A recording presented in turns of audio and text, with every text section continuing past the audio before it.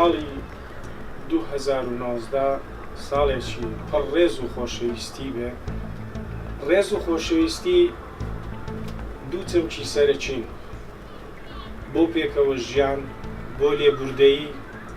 هیوادارم لە وڵاتەکەم تۆی ڕێز و خۆشەویستی بپڕژێ بەسەر ئەو زەمینەدا و خەڵک بزانێت تامی ڕێز و خۆشەویستی چ شتێکی سامانێکی لە بن نەهاتووە. هیوادارم لە 2019 ئەمە ببینە.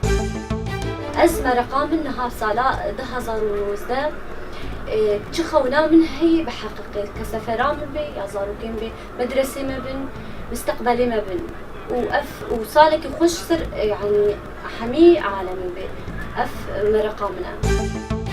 ساڵێکی پڕ خێر و بەرەکەت بێ بۆ هەموو گەلی کوردستان و ئێستاوە لە بەرایەکەیەوە خێر بەرەکەتەکە بە دیار کەوتێ کە بارانێکی زۆر بۆ کوردستان هاتووە، بەفر و باران هەیە تر مایە خۆشحاڵی هەموو خەڵکی کوردستانە.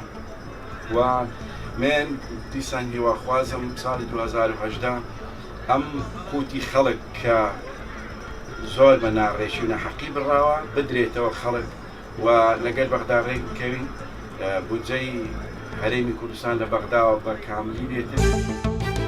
ساڵی 2019 ساڵێکی نوێ، ساڵێکی گەشتر و گەشتبینیشم بەڕاستی زۆر گەشتبینم. ساڵی 2019 بەدواوە زۆر جیاواز دەبێت لە ساڵانی ڕابردوو. ساڵانی ڕابردوو بەڕاستی نەهامەتێک جار زۆرمان دیت گەلی کورد کەتە مەوقیف و حالەتێک جار ناخۆش. تەمەنا دەکەم جارێکی تر شتیوا دووبارە نەبێتەوە و نەیبینەوە.